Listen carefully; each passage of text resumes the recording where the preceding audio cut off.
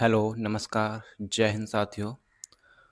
तो हम आज एसएससी सीजीएल की जो टॉप 500 की सीरीज है, वो आगे की ओर ले चलते हैं।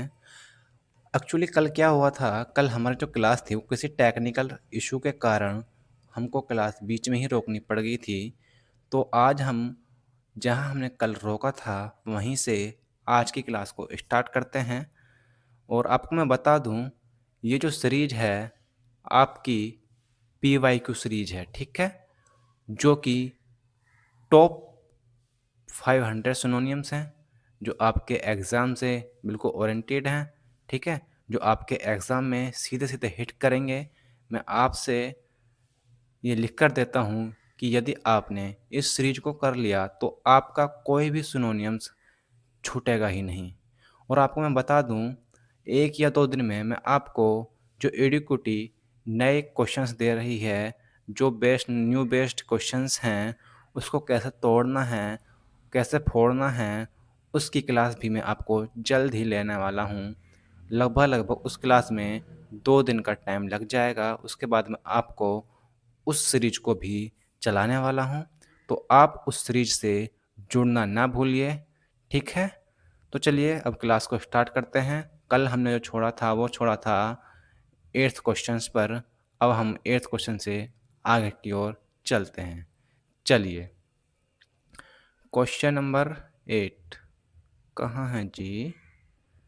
ये हो चुके थे सारे के सारे कल, ठीक है। तो क्वेश्चन नंबर 8 की ओर हम आगे की ओर बढ़ते हैं। ये क्वेश्चन नंबर नहीं है, ये कल हो गया था। ये रहा क्वेश्चन नंबर 8। वैसे मैंने इसको भी समझा दिया था, लेकिन इसको जो ऑप्शंस हैं उसको मैं एक्सप्लेन नहीं कर पाया था। अब आज इसको हम एक्सप्लेन करते हैं, ठीक है। तो चलिए क्वेश्चन नंबर 8 को एक्सप्लेन करते हुए चलते हैं। शुरू से इसको देख लेते हैं। वैसे एक बार इसको हम रिमूव कर देते हैं, ठीक है। अब इसकी ओर चलते हैं, आगे की ओर, ठीक है। चलिए, हाँ जी, क्या आप रेडी हो? हाँ, क्लास को स्टार्ट करने से पहले आप लिख दीजिएगा जय हिंद, जय माँ सरस्वती, ठीक है। चलिए अभी क्लास को स्टार्ट कर देते हैं। अब क्वेश्चन नंबर 8 है एंग्रोस्ट। क्वेश्चन नंबर 8 क्या है? एंग्रोस्ट। इसका मतलब क्या होता है? इसका मतलब होता है किसी चीज़ में शामिल होना या फिर किसी चीज़ में डूब जाना, यानी कि एब्जॉर्ब्ड या फिर इन्वॉल्व्ड, ठीक है, या फिर इंगेज्ड। तो इसका ऑप्शन क्या हो जाता है? इंगेज्ड। तो एंग्रोश को हम कैसे याद करेंगे? अब आप जो मैं बोलूँगा उसको सुनते हुए चलिएगा, आपको ऐसे ही याद हो जाएगा। बस आप डेली 15 से 20 मिनट सुबह दीजिएगा और 15 से 20 मिनट शाम दीजिएगा रिवाइज करने के लिए, ठीक है। जैसे ही आप 15 से 20 मिनट डेली दोगे, लगभग 40 मिनट आपको डेली देना है, तो ये वोकैब आपकी हमेशा हमेशा के लिए आपकी हो जाएगी, ठीक है। तो चलिए करते हैं एग्ज़ाम को, एंग्रोस्ट को पढ़ते हुए कैसे याद करते हैं, ठीक है। तो एंग्रोस्ट का मतलब होता है किसी चीज़ में शामिल होना या फिर किसी चीज़ में डूब जाना, यानी कि एब्जॉर्ब्ड या इन्वॉल्व, ठीक है। तो भाई देखो, आप क्या होता अक्सर क्या होता कि जो आजकल के युवा हैं, युवक और युवतियां हैं, आजकल के जो कपल्स हैं, वो क्या होते हैं, वो एक दूसरे के प्यार में इतने विलीन हो जाते हैं, इतने एंग्रोस्ड हो जाते हैं, इतने इन्वॉल्व हो जाते हैं कि वो भाई अपनी घर की स्थिति को भी भूल जाते हैं, है ना? तो हमें ऐसा नहीं करना चाहिए, इतना हमें किसी भी चीज़ में इतना इन्वॉल्व नहीं होना चाहिए, इतना एंगेज नहीं होना चाहिए कि हमारा करियर ही खराब हो जाए। हमें हर चीज़ें अपने लिमिट में ही करनी चाहिए, चाहे प्यार हो, चाहे पढ़ाई हो, एनीबॉडी कुछ भी लाइफ में हो, हर चीज़ें लिमिट में रहकर करनी चाहिए। तो एंग्रोस्ड का मतलब क्या हो जाता है? एंग्रोस्ड का मतलब हो जाता है किसी भी चीज़ में आप इतने एब्जॉर्ब हो गए, उसमें इतने घुल गए, इतने डूब गए कि आपको कुछ पता ही नहीं है। तो इतने इन्वॉल्व हो गए, क्या हो गए आप प्यार में? एंगेज्ड हो गए। तो एंग्रोस्ड का मतलब हो जाता है किसी चीज़ में विलीन हो जाना, डूब जाना या फिर शामिल होना।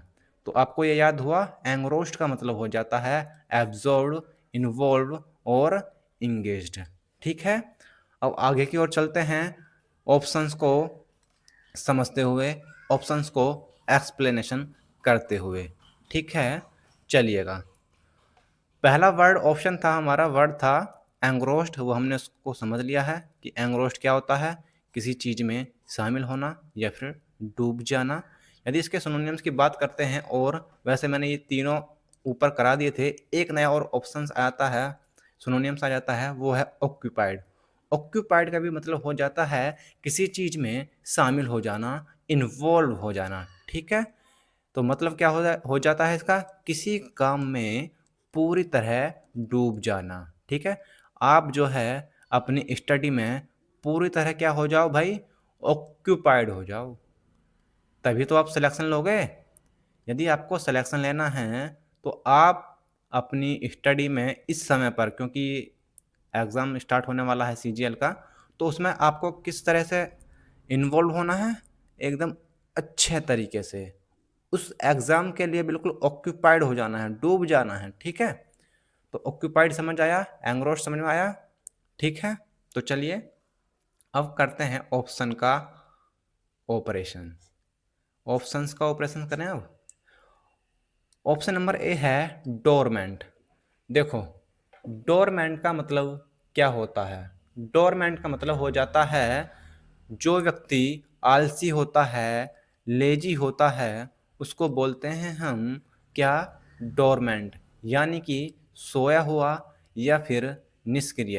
यहाँ पर हिंदी में हम लेजी भी लिख सकते हैं, आलसी भी लिख सकते हैं। ठीक है, तो डोरमेंट यानी कि जो व्यक्ति आलसी किस्म का होता है उसको बोलते हैं हम क्या, डोरमेंट, या फिर इनएक्टिव, या फिर स्लीपिंग, जो सोया रहता है उसको बोलते हैं हम डोरमेंट।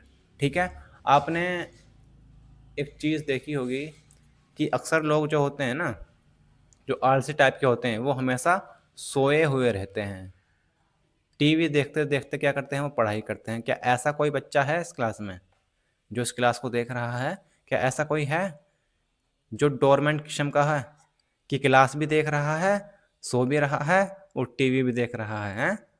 तो क्या ऐसा है? ऐसा कोई भी बच्चा नहीं होना चाहिए जो डोरमेंट किस्म का हो। ठीक है, तो डोरमेंट का मतलब समझ आया आपको। तो डोरमेंट का मतलब हो जाता है किसी, सॉरी, डोरमेंट का मतलब होता है लेजी, आलसी, इनएक्टिव। समझ आया? अब चलें आगे की ओर, क्वेश्चन ऑप्शन नंबर बी की ओर।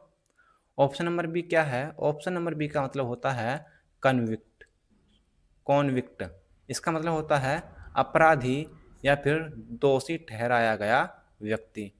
कोई ऐसा होता है ना जिसको, किसी को गिल्टी, है ना, है ना, तो जो जिस व्यक्ति को क्या कर दिया जाता है, अपराधी घोषित कर दिया जाता है, दोषी ठहरा दिया जाता है, उसको बोलते हैं हम कॉन्विक्ट।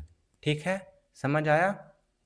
चलिए, अब ऑप्शन था इंगेज्ड, जो कि हमने पढ़ ही लिया था ऊपर।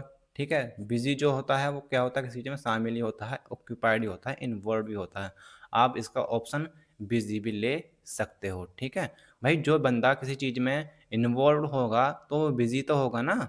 आप उसके पास जाओ भी, वो किसी की नहीं सुनेगा बिल्कुल, तो वो क्या है, बिजी है। तो यदि आसान भी ऑप्शन आ जाते हैं तो बिजी करके भी आपको ऑप्शन आ सकता है। ठीक है, अब ऑप्शन नंबर डी की बात कर लेते हैं। ऑप्शन नंबर डी है फ्लेयर। इसका मतलब क्या होता है, इसका मतलब होता है जिस किसी भी व्यक्ति में टैलेंट हो या फिर गॉड्स टैलेंट हो, यानी जो ईश्वर के द्वारा, भगवान के द्वारा, गॉड के द्वारा टैलेंट दिया जाता है, उसको बोलते हैं हम फ्लेयर। अच्छा, कुछ ऐसे बच्चे होते हैं ना कि उनमें शुरुआत से ही क्या होता है, टैलेंट होता है, तो उसको हम क्या बोल सकते हैं, उसको बोल सकते हैं हम फ्लेयर। ठीक है, तो इसके सिनोनिम्स हो जाते हैं टैलेंट या फिर एप्टीट्यूड, यानी कि स्किल। समझ आया आपको फ्लेयर का मतलब? फ्लेयर यानी टैलेंट, एप्टीट्यूड, स्किल। ठीक है, चलें आगे की ओर। क्या ऑप्शंस का ऑपरेशन हुआ, बताइएगा। ऑप्शंस का ऑपरेशन हुआ? आप बोलोगे बिल्कुल हुआ जी ऑप्शंस का ऑपरेशन। अभी तो और देखते हैं कि एंग्रोस्ट के सिनोनिम क्या क्या हो सकते हैं। 4 ऊपर करा देते थे, अभी देखो आपको यहाँ पर क्या क्या मिल जाता है। इंटेंट भी क्या होता है, किसी का इंटेंट, इंटेंट, ठीक है, शामिल होना, एंग्रोस्ट होना। कैप्टिवेटेड, ये भी क्या हो जाता है, किसी चीज़ में शामिल होना, रैप्ट, प्रीऑक्यूपाइड, एब्जॉर्ब्ड, ये सब किसके सिनोनिम्स हो जाते हैं? ये सब सारे के सारे सिनोनिम्स हो जाते हैं एंग्रोस्ड के। ठीक है, यदि मैं इसके एंटोनिम्स की बात करूं तो एंटोनिम्स हो जाते हैं इसके डिस्ट्रैक्टेड, जो भाई हर चीज़ों से क्या होता है, डिस्ट्रैक्ट होता है, वो किसी चीज़ में इन्वॉल्व भी नहीं होता। भाई जो बंदा किसी चीज़ में इन्वॉल्व होगा तो वह क्या किसी चीज़ से डिस्ट्रैक्ट होगा क्या? नहीं ना। तो इसका एंटोनिम हो जाता है डिस्ट्रैक्टिव। जो भाई अटेंटिव, इसका हम सिनोनिम्स ले सकते हैं एंग्रोस्ड का। ठीक है, तो भाई जो अटेंटिव नहीं होगा, इन अटेंटिव होगा, वो कैसा होगा? उसमें किसी चीज़ में शामिल नहीं होगा। नेग्लेक्टफुल, जो किसी चीज़ को इग्नोर करता है, ठीक है, तो वो किसी चीज़ में शामिल थोड़ी होगा। तो इसका एंटोनिम्स ये तीनों हो जाते हैं। क्या ये चीज़ें आपको समझ आई? क्या हुआ ऑपरेशन? बताइएगा। एक एक वर्ड का ऑपरेशन किया हमने, शायद आपको भी समझ आ गया होगा कि हम कैसे ऑपरेशन करते हैं। आप भी ऐसे ही ऑपरेशन करोगे जब आप इनको पढ़ लोगे। ठीक है, चलिए जी, अब आ जाता है क्वेश्चन नंबर 9। क्वेश्चन नंबर 9 है विलिफाई। इसका मतलब क्या होता है? इसका मतलब होता है किसी की निंदा करना या फिर किसी को अपमानित करना, यानी कि किसी को डिफेम करना, डेनिग्रेट करना, डिस्पैरेज करना, बिलिटिल करना। क्या करना? बिलिटिल करना। ठीक, अब मैं आपको बताता हूँ इसको याद कैसे करना है। देखो, विलीफाई यानी कि निंदा करना या फिर किसी को अपमानित करना, किसी की डिसरेस्पेक्ट करना, उसको बोलते हैं हम विलीफाई। ठीक है, तो अक्सर क्या होता है, जो हमारी पार्टीज़ होती हैं, हमारी इंडियन पॉलिटिक्स है, इसमें क्या होता है, अक्सर इनमें जो पार्टीज़ होती हैं वो एक दूसरे को क्या करने में लगी हुई होती हैं? डिफेम करने में लगी हुई होती हैं, एक दूसरे को स्पॉइल करने में लगी हुई होती हैं। SPOIL, भाई ज़्यादा राइटिंग ख़राब हो गई। देखो, SPOIL, स्पॉइल। ठीक है, तो विलीफाई का हम स्पॉइल भी ले सकते हैं, यानी किसी को बदनाम करना, ठीक है, दूषित करना। ठीक है, तो हमारी जो गवर्नमेंट नहीं, बात करता हूँ पार्टीज़ की, जो हमारी पार्टीज़ होती है इंडियन पॉलिटिक्स में, अक्सर यही होता है, जो पार्टीज़ होती हैं वो एक दूसरे को क्या करने में लगी होती हैं? विलीफाई करने में लगी हुई होती हैं, एक दूसरे की निंदा करने में लगी हुई होती हैं, एक दूसरे को अपमानित करने में लगी हुई होती हैं कि भाई तूने ये किया, तूने वो किया। आपके शासनकाल में रेप नहीं रुके, आपके शासनकाल में रेप नहीं रुके। भाई रेप तो डेली होते हैं। अभी एक केस आया था हरियाणा से कि क्या, मनीषा वाला केस, बेचारी की उसकी क्या किया, उसकी गर्दन काट दी गई, उसके साथ रेप किया गया और उसके चेहरे पर तेजाब डाल दिया गया। तो यह है हमारे देश की कंडीशन, जहाँ बेटियां ही सुरक्षित नहीं हैं। वो बेचारी एडमिशन्स के लिए गई थी कि मैं एडमिशन करा हूँ, बताओ। जिस, क्या बोलूँ, फिलहाल कुछ नहीं बोल रहा, बस इतना ही कि आप पढ़िएगा और मनीषा जैसी बेटियों को बचाइएगा, जो इस देश को ऊंचाइयों तक ले जा सकती थी। ये एक ऐसी लड़की थी जो अपना करियर बनाना चाहती थी, अपने पंखों पर उड़ना चाहती थी। तो आप पढ़िएगा, ध्यान से पढ़िएगा, और जैसे शासन व्यवस्था है हमारी, जो हमारा सिस्टम है, उसको सुधारिएगा। क्योंकि जब आप पढ़ोगे और जब आप सिस्टम में जाओगे तो ही ये चीज़ें सही हो सकती हैं। ठीक है, तो चलिए पढ़ लेते हैं।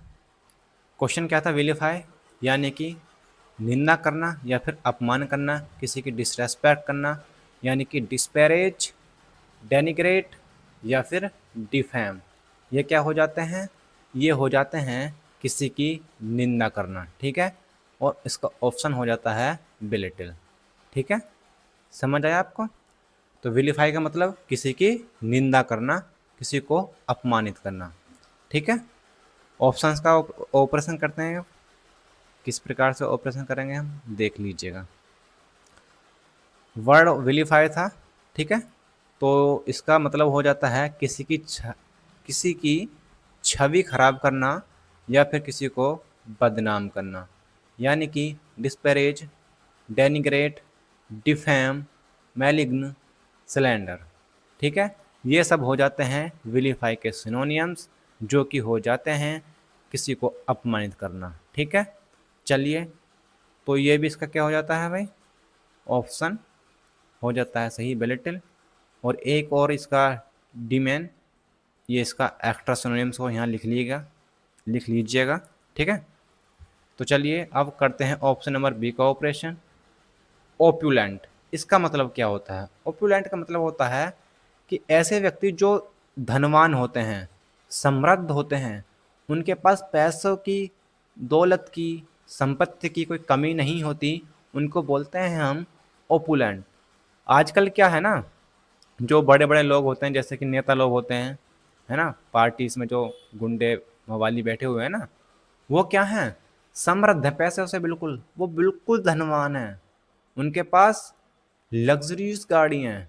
ठीक है, तो ओपुलेंट का मतलब क्या होता है, लग्जरीज, रिच, वेल्थी, वो धनवान है। ठीक है, ओपुलेंट समझ आया आपको? जो व्यक्ति पैसे, संपत्ति से परिपूर्ण हो, उसको बोलते हैं हम ओपुलेंट, यानी कि रिच, धनवान, लग्जूरियस और वेल्थी। ठीक है, समझ आया? चलिए, अब ऑप्शन नंबर सी की तरफ बढ़ते हैं। ऑप्शन नंबर सी क्या है? ऑप्शन नंबर सी है वेलफुल।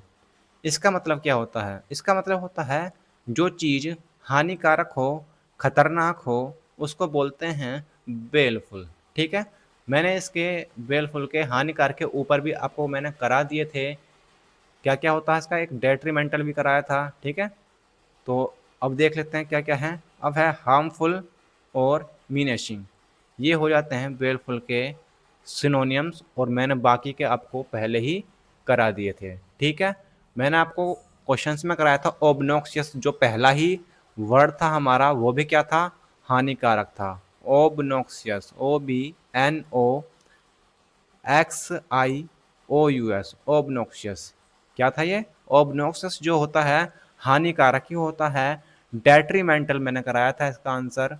ठीक है, ये सब क्या होते हैं, हमारे हानिकारक के सिनोनियम्स हो जाते हैं। ठीक है, तो वेलफुल आपको पहले समझा दिया। अब वो चलते हैं ऑप्शन नंबर डी की तरफ।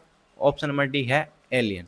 इसका मतलब क्या होता है? इसका मतलब होता है, अच्छा आपने कभी एलियन देखें? एक मूवी थी ऋतिक रोशन की, उसमें क्या था, एलियन था ना, तो वो क्या लोगों से क्या था, अजनबी था, है ना, स्ट्रेंजर था लोगों के लिए। और जो विदेशी लोग होते हैं ना, इसका देखो एक सेंस होता है अजनबी, एक होता है विदेशी। हम विदेशी लोगों को भी जानते थोड़ी होते हैं, है ना, तो इसीलिए इसका सिनोनिम्स हो जाता है एक फॉरेनर और एक हो जाता है स्ट्रेंजर। जो हमारे लिए क्या होते हैं, वो स्ट्रेंजर होते हैं, अजनबी होते हैं, हम उनको जानते नहीं हैं। क्या हम एलियंस को जानते हैं? नहीं जानते ना। क्या अभी तेरा नाम क्या है, तू करता क्या है, कैसे, नहीं जानते ना उनको।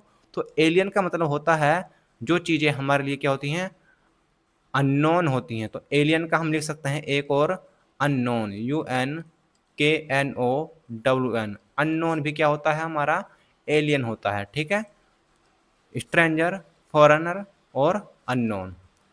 समझ आया आपको? चलें आगे की ओर। चलिए, अब चलते हैं हम आगे की ओर। क्वेश्चन नंबर को देख लेते हैं, एक मिनट, ये क्या चल रहा है? सही है जी, चल रहा है। अब है नेपोटिज्म। भाई हमारे यहाँ तो नेपोटिज्म बहुत है, हमारे देश में सबसे ज़्यादा नेपोटिज्म हमारे देश में ही मिलेगा भाई। हैं, चलिए, क्वेश्चन नंबर 10 है नेपोटिज्म। इसका मतलब क्या होता है? इसका मतलब होता है भाई भतीजावाद। क्या होता है? भाई भतीजावाद, यानी कि जो लोग अपने लोगों का ही फेवर करते हैं, उसको बोलते हैं हम नेपोटिज्म। जैसे कि बीसीसीआई का जो अध्यक्ष थे अभी, कौन थे हमारे, कौन थे यार, अरे अमित शाह का बेटा, यार नाम मुंह से निकल गया, माइंड से निकल गया। तो वो क्या बीसीसीआई के अध्यक्ष बनने के लायक थे क्या वास्तव में? भाई बीसीसीआई का अध्यक्ष बनना चाहिए था कोई प्लेयर, सचिन तेंदुलकर, महेंद्र सिंह धोनी, कोई भी, किसी भी प्लेयर्स को बना देते हैं। आपने बना दिया एक पेटू राम को, जिसको क्रिकेट का सी भी नहीं आता, है ना। तो वो क्या हो गया, एक प्रकार से वही तो एक प्रकार से फेवरेटिज्म होगा, नेपोटिज्म होगा। तो नेपोटिज्म का मतलब हो जाता है जो दूसरे लोगों को क्या करते हैं, अपने ही लोगों का फेवर करते हैं, उसको बोलते हैं हम नेपोटिज्म। ठीक है, चलिए अब ऑप्शंस का ऑपरेशन कर देते हैं। कैसे करेंगे ऑप्शंस का ऑपरेशन, देखिएगा। चलिए जी, देखो इसको देख लेते हैं एक बार फिर से क्या लिखा हुआ है इसमें। नेपोटिज्म यानी कि भाई भतीजावाद, यानी कि परिवार वालों, रिश्तेदारों या करीबी लोगों को बिना योग्यता के फायदा पहुंचाना, या जैसे कि नौकरी प्रमोशन आदि में फायदा पहुंचाते हैं लोग, उसको बोलते हैं हम नेपोटिज्म, भाई भतीजावाद, यानी कि फेवरेटिज्म, पार्शियलिटी, बायस, क्रोनिज्म। ठीक है, समझ आया आपको?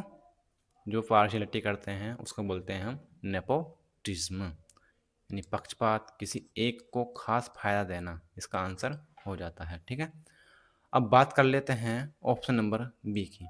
ऑप्शन नंबर बी क्या है, इसको बोलते हैं हम एडजोर्न, नहीं एजोन, इसको बोलते हैं एजोन, डी साइलेंट रहता है इसमें। ठीक है, तो एजोन यानी कि स्थगित करना, यानी कि सस्पेंड करना, पोस्टपोन करना। ठीक है, एक सेकंड रुकिएगा बस, थोड़ा सा वेट, जस्ट वेट।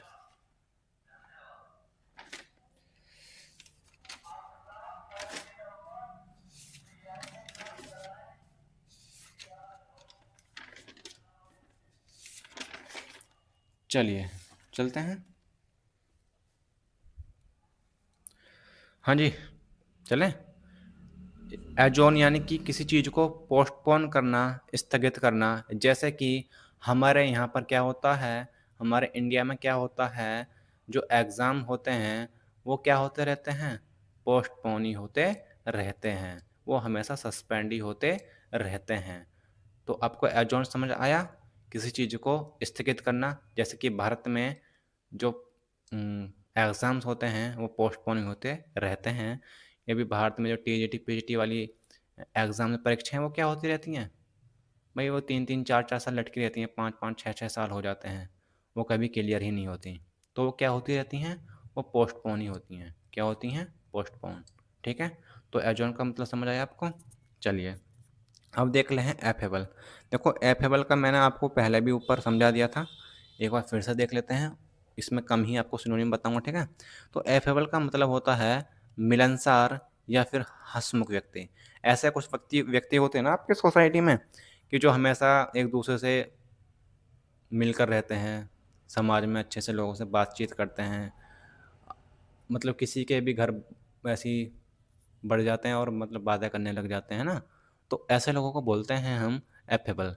क्या आप में भी ऐसा कोई व्यक्ति है जो एफेबल है, मिलनसार व्यक्ति है, एमिएबल है, एमिएबल, AMIABLE, ये भी क्या होता है, मिलनसार होता है।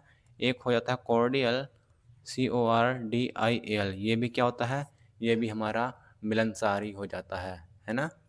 समझ आया आपको? एफेबल व्यक्ति कैसे होते हैं, जो एमिएबल, कॉर्डियल यानी कि दूसरों से घुल मिलकर रहते हैं, उनको बोलते हैं हम एमिएबल, या फिर कॉर्डियल, फ्रेंडली, जिनाइल और एफेबल। ये सब हो जाते हैं किसके सिनोनियम्स, एफेबल के। अब मैं बात कर लेता हूँ टार्डी।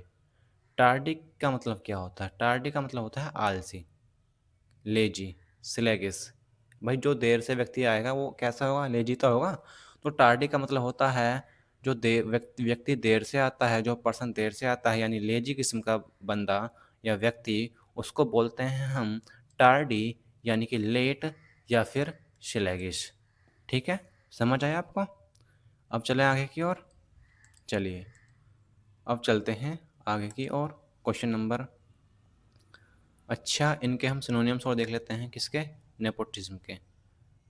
क्या क्या हैं, एक है बायस, पार्शलिटी और क्रोनिज्म और डिस्क्रिमिनेशन। डिस्क्रिमिनेशन भी क्या है, भाई भतीजावाद ही होता है। ठीक है, और यदि मैं इसके एंटोनिम्स की बात करूं तो इसका एंटोनिम हो जाएगा फेयरनेस, जो बिल्कुल एकदम क्लैरिटी के साथ चीज़ें होती हैं वो फेयरनेस, यानी इसका एंटोनियम। कोई पक्षपात नहीं होता, उसको बोलते हैं फेयरनेस।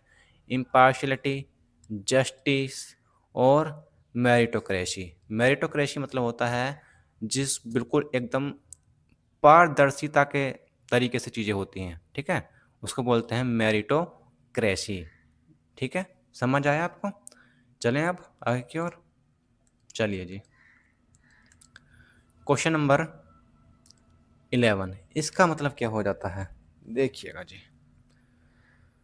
हाँ यार, गर्मी बहुत हो रही है, पानी पी लेता हूँ, आप भी इतना पानी पीजिएगा, ठीक है।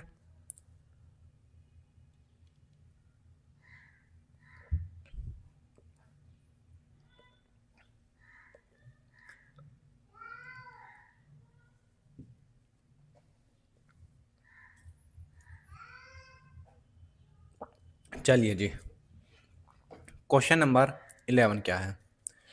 क्वेश्चन नंबर है 11, टेंटेड। इसका मतलब क्या होता है? टेंटेड का मतलब होता है जो भ्रष्ट होते हैं, करप्ट होते हैं, दूषित होते हैं, उसको बोलते हैं हम टेंटेड। ठीक है, अच्छा, इसमें दो चीज़ हैं, एक तो है कंटेमिनेट और पॉल्यूट, ठीक है ना, और एक है करप्ट और डिसऑनेस्ट। ठीक है, देखिए ये जो दो वर्ड्स हैं ना, ये दो वर्ड्स यदि हमारी लिक्विड चीज़ें या पानी, जिसको हम पानी वाटर बोल सकते हैं, उसके लिए है, यदि आप सेंटेंस के रूप में आता है ये पूरा हमारा सिनोनियम्स, तो हम यूज करेंगे वाटर के लिए कंटेमिनेट और पॉल्यूट। ठीक है, एक मिनट रुकिएगा, मेरा भांजा आ गया है, उसको मैं एक बार शांत कर देता हूँ बस, ठीक है। हाँ जी, चलें जी। एक्चुअली क्या हुआ था, मैं भी 5 मिनट में आया हूँ, वैसे वीडियो को मैंने रोक दिया था, स्किप कर दिया था। मेरा भांजा आ गया था, छोटा सा वो, अभी 1 साल का, 1 डेढ़ साल का लगभग, तो वो बस गेट को बजा रहा था, तो उसको अंदर करके आया हूँ मैं अब। ठीक है, तो चलिए, कहाँ थे हम? टेंटेड। इसका मतलब क्या होता है? टेंटेड का मतलब होता है जो चीज़ें प्रदूषित होती हैं, ठीक है, दूषित होती हैं या फिर भ्रष्ट होते हैं, उनको बोलते हैं हम टेंटेड। ठीक है, यदि पानी के लिए हो तो हम दो चीज़ यूज करेंगे, कंटेमिनेट और पॉल्यूट। ठीक है, और यदि व्यक्ति भ्रष्ट हो, टेंटेड हो, तो हम यूज करेंगे करप्ट और क्या, डिसऑनेस्ट, बेईमान। ठीक है, समझ आया? यदि पानी के लिए हम दूसरे की बात करते हैं, ठीक है, तो करेंगे कंटेमिनेट और पॉल्यूट। ठीक है, और यदि कोई व्यक्ति या पर्सन की बात करते हैं तो उसके लिए यूज करते हैं हम करप्ट और क्या, फिर डिसऑनेस्ट। समझ आया आपको टेंटेड का मतलब क्या होता है? चलिए, अब बात कर लेते हैं इनके ऑप्शंस की। ऑप्शंस क्या क्या हैं इसके, पढ़ते हैं आगे की ओर। चलिए जी,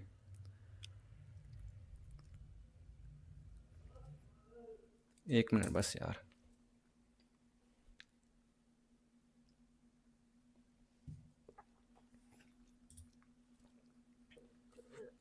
चलिए, क्वेश्चन है टेंटेड, वर्ड टेंटेड था, उसके सिनोनिम्स में ऊपर भी देख लेते हैं और यहाँ पर भी देख लेते हैं। टेंटेड यानी कि कंटेमिनेटेड या फिर पॉल्यूटेड या फिर करप्टेड पर्सन्स के लिए आएगा। डिफाइल्ड, स्टैंड यानी दाग या धब्बे, स्टैंड बताया था ना आपको मैंने पहले, स्टैंड दाग या धब्बे, ठीक है, तो ये भी हो जाएगा। टार्निश्ड भी कैसा होता है, जो दूषित होता है। इम्प्योर, स्पॉइल्ड, ये सब किसके सिनोनिम्स हो जाते हैं? टेंटेड के सिनोनिम्स हो जाते हैं। ठीक है, यदि मैं इसके एंटोनियम्स की बात करता हूँ तो इसके एंटोनियम्स हो जाते हैं प्योर, क्लीन, ऑनेस्ट और अनकरप्टेड। जो बंदा करप्टेड ना हो उसको बोलते हैं अनकरप्टेड, यानी कि ईमानदार, यानी कि ऑनेस्ट। ठीक है, और ऑनेस्टी की बात करता हूँ, वो होता है एक स्क्रप्लस, वो भी क्या होता है? ऑनेस्टी होता है, ईमानदारी होता है।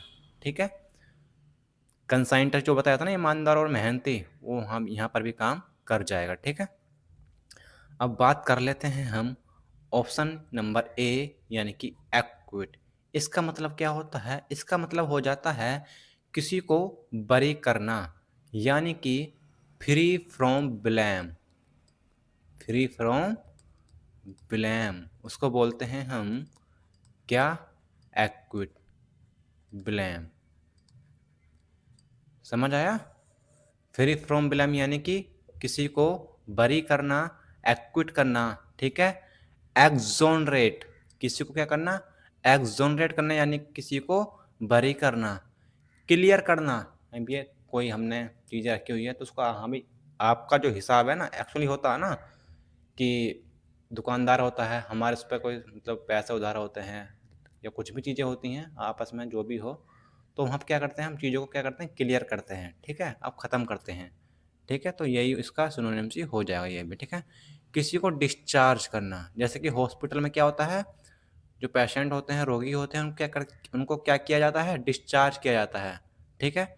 तो ये भी इसका सिनोनिम्स हो जाता है, ठीक है। एक्सोनरेट करना, किसी को डिस्चार्ज करना, क्लियर करना, या फिर फ्री फ्रॉम ब्लेम, आरोपों से बरी करना, ठीक है। ये इसके क्या हो जाते हैं, सिनोनिम्स हो जाते हैं, ठीक है। चलो जी, कॉन्विक्ट ऊपर आ गया था, किसी को दोषी ठहराना, किसी को ब्लेम लगाना। एक्यूज, ये भी क्या हो जाते हैं, इनके एंटोनियम हो जाते हैं, ठीक है। अब बात कर लेते हैं ऑप्शन नंबर बी की। ऑप्शन नंबर बी है प्रॉम्प्ट। प्रॉम्प्ट का मतलब होता है क्विक, इंस्टेंट, ठीक है। प्रॉम्प्ट का मतलब तो यही होता है ना, जो चीज़ें तुरंत हों, एक साथ चीज़ें होने वाली जो होती हैं उनको बोलते हैं हम प्रॉम्प्ट, ठीक है। यानी कि क्विक, इमीडिएट या फिर इंस्टेंट, ये सिनोनिम्स हो जाते हैं किसके, प्रॉम्प्ट के, ठीक है।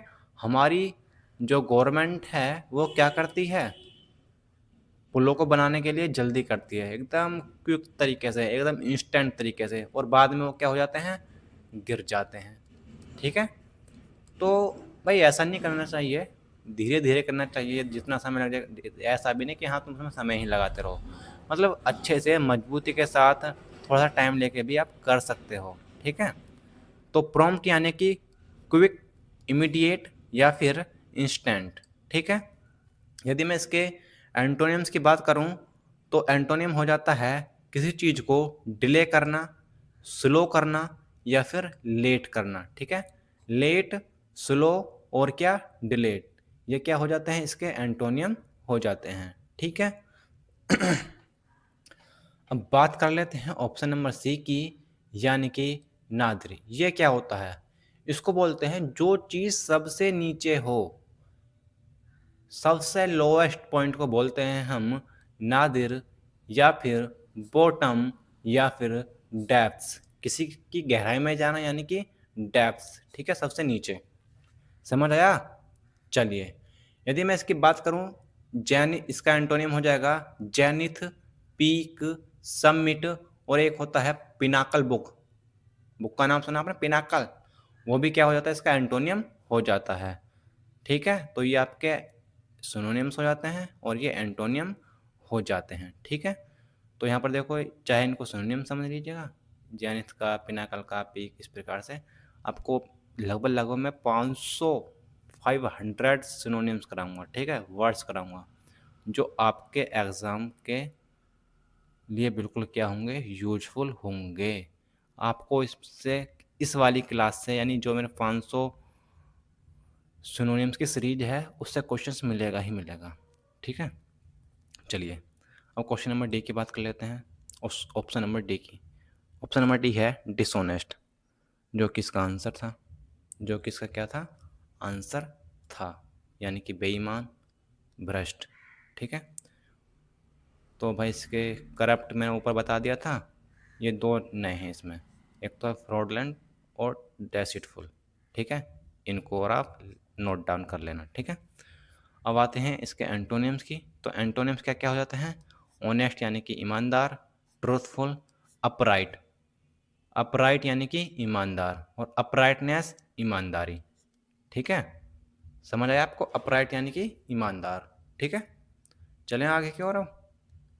हाँ जी, बताइए, चलें, क्लियर हो रही हैं आपको चीज़ें। चलिए जी, क्वेश्चन नंबर 12। क्वेश्चन नंबर 12 क्या है जी, अनरेवल्स। भाई ये जो आया ना, ये बैंक के एग्जाम में आया था। क्या बैंक में भी इतना आसान आता है? हाँ जी, बिल्कुल आता है भाई, कैसा भी क्वेश्चन आ सकता है, आसान भी आ सकता है, हार्ड भी आ सकता है, ठीक है। तो अनरेवल्स का मतलब क्या होता है, इसका मतलब होता है किसी चीज़ को उजागर करना या फिर रिवील करना, यानी कि डिस्क्लोज़ करना। ठीक है? समझ आया आपको? अनरेवल्स। अनरेवल्स यानी कि किसी चीज़ को उजागर करना या फिर डिस्क्लोज़ करना या फिर रिवील करना। ये सब हो जाते हैं किसके सिनोनिम्स? अनरेवल्स का। ठीक है? हम क्या करते हैं, अक्सर होता है ना, क्या लड़कियों में ऐसी चीज़ें होती हैं, जो गर्ल्स लोग होती हैं ना, यदि उनको हम कुछ बातें बताएँगे ना, जो गर्ल्स लोग होती हैं, लड़कियाँ होती हैं, उनके पेट में जो बातें रुकती नहीं हैं, उनके पेट में बातें रुकती नहीं हैं, तो वो बातों को क्या कर देती हैं, सभी लोगों में क्या कर देती हैं, अनरेवल्स कर देती हैं, उन बातों को रिवील कर देती हैं। हम बोलेंगे कि भाई ये जो मेरी बात है ना, ये सीक्रेट है, सीक्रेट, सिगरेट नहीं, सीक्रेट। ठीक है? तो सीक्रेट है भाई, लेकिन गर्ल्स क्या कर देती हैं, उसको रिवील कर देती हैं। क्या कर देती हैं? अनरेवल्स कर देती हैं, उसको डिस्क्लोज कर देती हैं। ठीक है जी? क्लोज थी, उनको क्या कर दिया, डिस कर दिया। तो अनरेवल्स का मतलब समझ आया? चलिए, अब ऑप्शंस का ऑपरेशंस करें क्या? हैं? चलिए जी, ऑप्शंस को देख लेते हैं।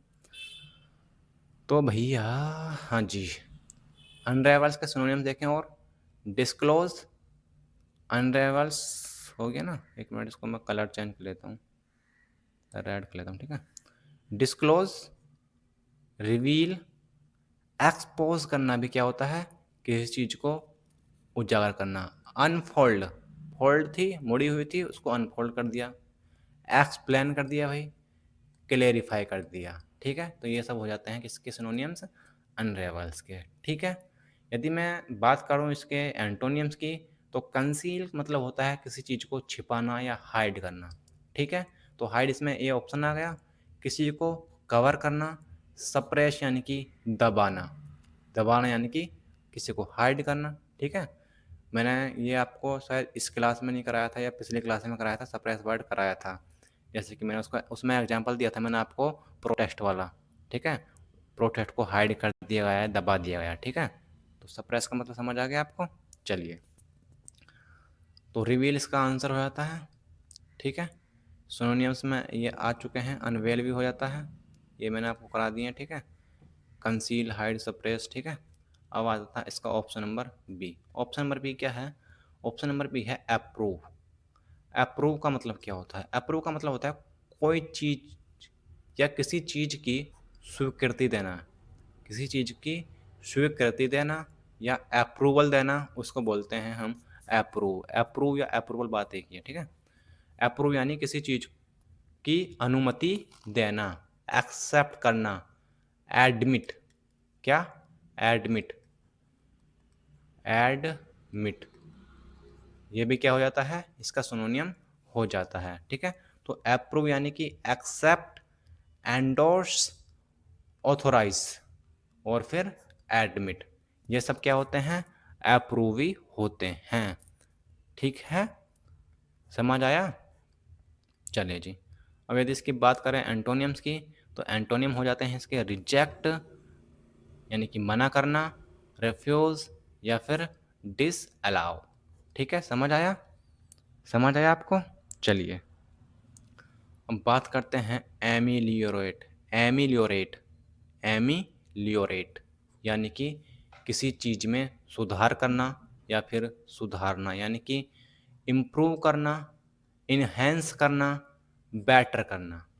एमिलियोरेट मतलब किसी चीज़ को इम्प्रूव करना या फिर इन्हेंस करना या फिर बेटर करना। जैसे कि आप वीडियो की क्वालिटी को क्या करते हैं, इन्हेंस करते हो।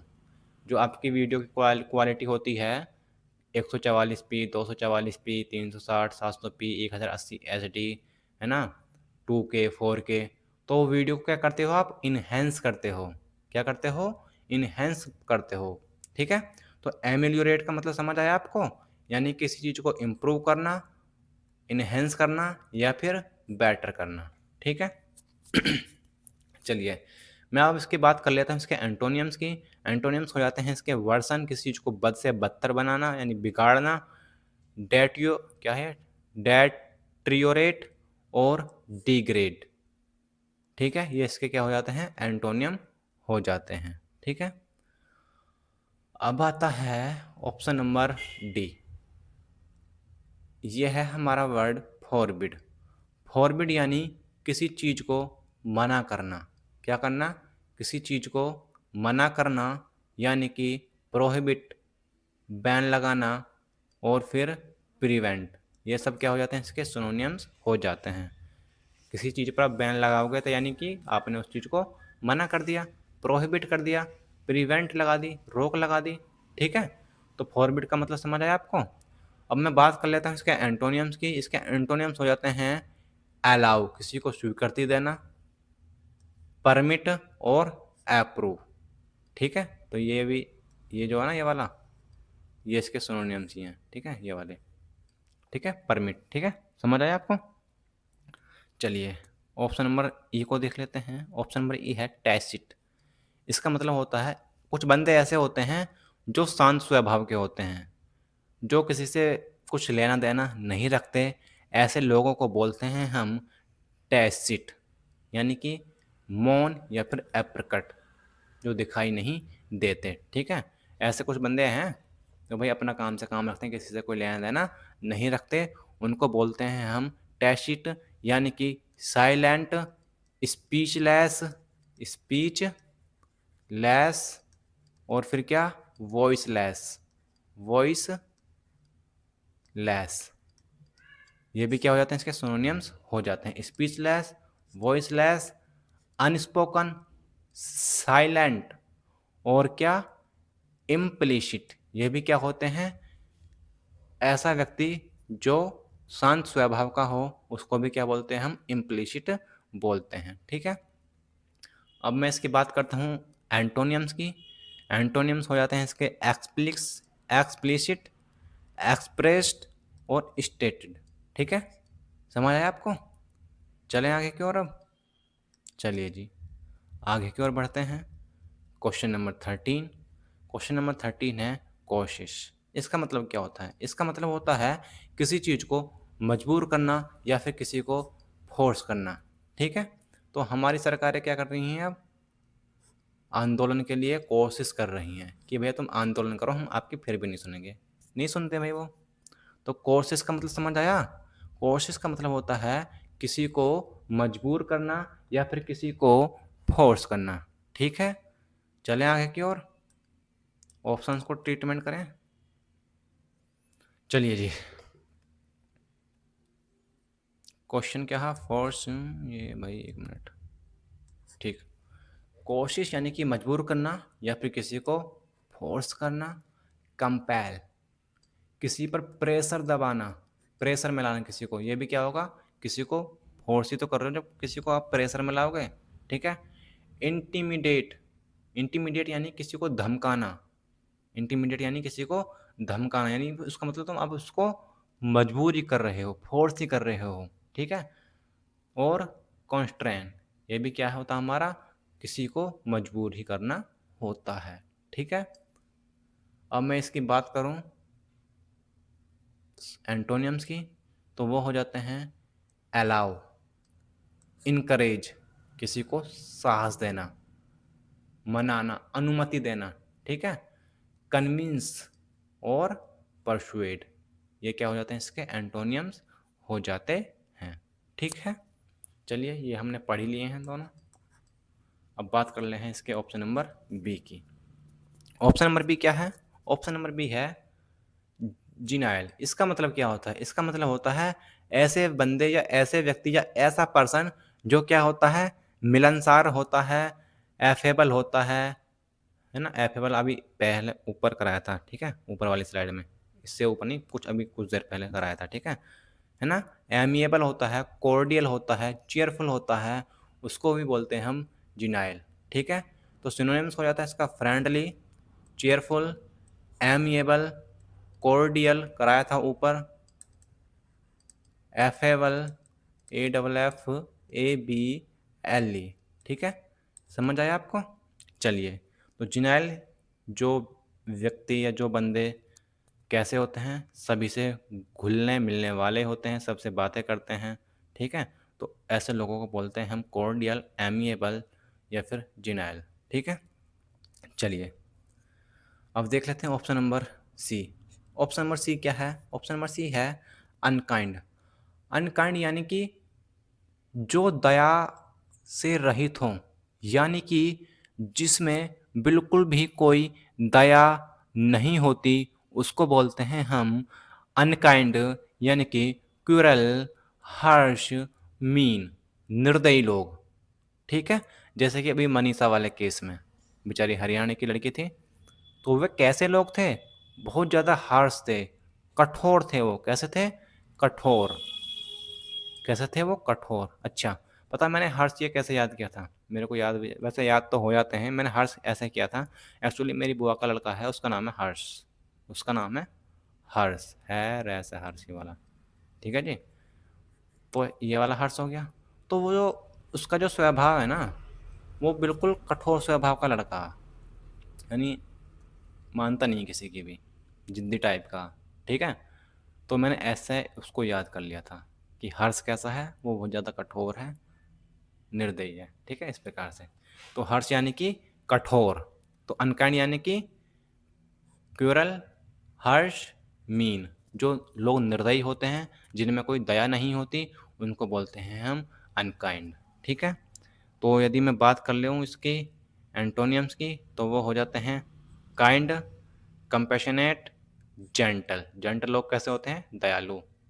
ठीक है, चलें आगे की ओर। हाँ जी, चलें। क्वेश्चन नंबर नहीं है, ऑप्शन ही है अभी डी। इसको और देख लेते हैं। जुडिशियस। जुडिशियस क्या होते हैं? जुडिशियस कैसे बंदे होते हैं? जो बुद्धिमान होते हैं, वाइज, प्रूडेंट, सेंसेबल, है ना, सेंसिबल। तो जुडिशियस लोग कैसे होते हैं? जुडिशियस लोग बुद्धिमान लोग होते हैं। जैसे कि हमारे जो जयशंकर हैं विदेश मंत्री, उनको लोग ऐसा बोलते हैं, वो जो डिसीजन लेते हैं ना, वो जुडिशियस डिसीजन लेते हैं। पर मेरे को भाई ऐसा नहीं लगता, वो जुडिशियस डिसीजन नहीं लेते। यदि वो जुडिशियल डिसीजन लेते, जो हमारी विदेश नीति है, तो वो ऐसी नहीं होती। विदेश नीति पता है अभी जब ऑपरेशन सिंदूर हुआ था, चलो यार रहने तो, कहाँ राजनीति की बात करने लग जाता हूँ मैं भी बार बार। फिलहाल जुडिशियस। जुडिशियस यानी कि जो बुद्धिमान वाले डिसीजन लेते हैं, बुद्धिमत्ता के साथ डिसीजन लेते हैं, ऐसे लोगों को बोलते हैं हम जुडिशियस, यानी कि वाइज, प्रूडेंट और सेंसिबल। ठीक है, समझ आया? चलिए जी, अब मैं इसके एंटोनिम्स की बात कर लेता हूँ। इसका एंटोनिम्स हो जाते हैं फुलिश यानी कि मूर्ख, प्रूडेंट यानी कि बुद्धिमान, इम्प्रूडेंट यानी कि जो मूर्ख हो, जो बुद्धि ना हो, रेशनल, इसका एक और रेशनल भी लिख लीजिएगा आप, रेशनल, RATIONAL। रेशनल यानी कि तर्क, जो जिस बात में तर्क होता है या जिस व्यक्ति में तर्क होते हैं, ठीक है, उसको बोलते हैं रेशनल। तो इसका एंटोनियम भी हो जाएगा क्या है? इरेशनल। ठीक है, बात समझ आई आपको? चलें आगे की ओर अब। चलिए जी, अब देख लेते हैं क्वेश्चन नंबर 14। हाँ जी, क्वेश्चन नंबर 14 क्या है? क्वेश्चन नंबर 14 है सैकल्स। इसका मतलब क्या होता है? इसका मतलब होता है जंजीरें या फिर बेड़ियाँ। ठीक है, शैकल्स यानी कि जंजीरें या फिर बेड़ियाँ, यानी कि चैन्स, फेटर्स और फिर आयरन। ठीक है, आयरन लोहा होता है वैसे, फिर भी क्या है इसका, यदि बात कर लेते हैं तो जंजीर के सेंस में भी इसका यूज किया जाता है, सैकल्स के रूप में भी इसका यूज किया जाता है। ठीक है, तो भाई सैकल्स क्या था? यानी कि चेन्स, फिटर्स। तो जो हमारे फ्रीडम फाइटर्स थे, जैसे कि राम प्रसाद बिस्मिल, उनको कैसे ले जाया गया था? सैकल से बांध कर ले जाया गया था। किससे बांध कर ले जाया गया था? सैकल से बांध कर ले जाया गया था। उनको कोड़ों से पीटा गया था। ठीक है, और उन पर जो वो होते हैं नमक, उनकी बॉडी पर रगड़ा गया था, जंजीरें बांध बांध कर, सैकल से बांध बांध कर। ठीक है, तो अब ऐसी स्थिति नहीं होनी चाहिए देश की। ठीक है, कि हमको फिर से सैकल्स में बांधना पड़ जाए। ठीक है। अब कोई साइकिल्स में नहीं बंधेगा, सब फ्री होंगे। ठीक है। तो साइकिल्स हो जाता है जंजीर या फिर बेड़ियां यानी कि चेन्स आयरन। ठीक है। ऑप्शंस का ट्रीटमेंट करते हैं अब। चलिए जी, ऑप्शंस का ट्रीटमेंट कर देते हैं। साइकिल्स यानी जंजीर बेड़िया हो जाता है। सिनोनिम्स इसका चेन्स मैंने ऊपर करा दिया था। फेटर्स, बॉन्डेज, रिस्ट्रेंट, मेनेसल्स, ये सब हो जाते हैं किसके? साइकिल्स के सिनोनिम्स। फ्रीडम, लिबर्टी, रिलीज, ये इसके क्या हो जाते हैं? एंटोनियम्स। वैसे आपको ये अलग लग रहे होंगे, लेकिन वास्तव में ये इसके एंटोनियम ही हैं। ठीक है भाई, जो चीज़ें जंजीरों में हैं, बेड़ियों में हैं, तो वह क्या हैं? अस्वतंत्री तो हैं, है ना? वो गुलाम है किसी के। ठीक है। तो इस सेंस में ये इसके एंटोनियम भी हो जाते हैं। तो ये भी एग्जाम में हो सकते हैं। ठीक है। चलिए अब बात कर लेते हैं डिटेस्ट। इसका मतलब क्या होता है? डिटेस्ट का मतलब होता है किसी से नफरत करना, किसी से घृणा करना, यानी कि हेट, लोथ, एबहॉर। एबहॉर यानी किसी से नफरत करना। तो आपको अपने पड़ोसियों से क्या नहीं करनी चाहिए? एबहॉर नहीं करनी चाहिए, क्योंकि जो आपके पड़ोसी हैं ना, वही आपके काम आते हैं कभी बुरी स्थिति में। ठीक है। ठीक है, जब आप हैजार्डस में हो। कैसी कंडीशंस में हो? जब आप हैजार्डस कंडीशंस में हो। हैजार्डस अभी बताया था, खतरनाक कंडीशन। ठीक है। तो डिटेस्ट का मतलब हो जाता है किसी से नफरत करना या फिर किसी से घृणा करना। ठीक है। यानी कि हेट, लोथ और एबहॉर। ठीक है। मैं बात कर लेता हूँ इसके एंटोनियम्स की। एंटोनियम्स होता है इसका लव, किसी से प्यार करना, एडमायर, किसी की प्रशंसा करना, लाइक भी प्रेम करना। एडमायर यानी किसी की प्रशंसा करना। ठीक है। जब भाई आप किसी की प्रशंसा करोगे तो इसका मतलब आप किसी से घृणा नहीं कर रहे हो, इसका मतलब ये हो जाता ना। ठीक है। जब आप किसी की प्रशंसा करोगे, एडमायर करोगे किसी से, तो इसका मतलब आप उससे घृणा नहीं करते हो। ठीक है। चलिए जी, अब बात कर लेते हैं कन्वाइवल। ये ऊपर हमने कर लिया था। जो मिलनसार होता है, जोवियल होता है, जोवियल, फ्रेंडली होता है, चीयरफुल होता है, उसको बोलते हैं हम कन्वाइवल। ठीक है। अब यदि मैं इसकी बात करूं एंटोनियम की, तो इसके एंटोनियम हो जाता है ग्लूमी, जो उदास होता है। कैसा होता है? जो उदास होता है, किसी है ना, किसी से कोई लेना देना नहीं रखता, वो हो जाता है ग्लूमी। अनसोशिएबल, तो देखो इसका सिनोनिम से एक और हो जाता है सोशिएबल, जो समाज में, सोसाइटी में रहता है। ठीक है। तो अनसोशिएबल इसका एंटोनियम हो जाता है, और एक डल। ठीक है। समझ आया आपको? समझ आया आपको? चलें आगे। चलिए जी, अब देख लेते हैं ऑप्शन नंबर सी, यानी कि टेस्टिमनी। टेस्टिमनी क्या होता है? टेस्टिमनी होता है सबूत या फिर गवाही। ठीक है। तो इसका हो जाता है एविडेंस, प्रूफ और विटनेस। एक और हो जाता है एफिडेविट। आप चाहते हो ना, AFFDAVIT, एफिडेविट। ठीक है। आप तहसील में जाते हो तो क्या कहते हो कि भाई मेरा एफिडेविट बनवा दे। ठीक है। किसी भी चीज़ से, किसी चीज़ में लगते हैं, जब आप स्कॉलरशिप का फॉर्म भरते हो तो वहाँ भी क्या आता है? एफिडेविट जाता है। ठीक है। तो टेस्टिमनी का मतलब हो जाता है सबूत, यानी कि एविडेंस, प्रूफ, विटनेस, और एक हो जाता है एफिडेविट। ठीक है। समझ आया आपको? चलें आगे की ओर। एंटोनिम होता है इसके डिनायल, रिफ्यूटेशन और डिसप्रूफ, किसी चीज़ का खंडन करना। ठीक है। अब चलते हैं अगले क्वेश्चन की ओर। ये मैंने आपको करा ही दिए थे। ठीक है।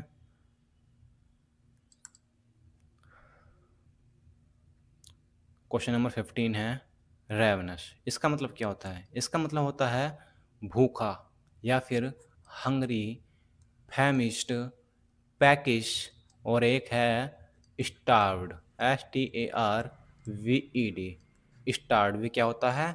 जो भूखा होता है, पैकिश होता है, फैमिस्ट होता है, या फिर हंगरी होता है, उसको बोलते हैं हम रेवनेस, यानी कि भूखा। हमारे देश में लगभग आज भी 60 70 या 80 करोड़ के करीब लगभग लोग भूखे ही सो जाते हैं। तो वे लोग कैसे होते हैं? वो बेचारे फैमिश्ड होते हैं, पैकिश होते हैं, स्टार्व्ड होते हैं, रेवनेस होते हैं। बताइए, आधी जनता भूखी सो जाती है, आप उनको राशन दे देते हो हैं। अबे राशन नहीं देना भाई, आप उनकी आदत क्यों बिगाड़ रहे हो? वो काम ही नहीं करेंगे।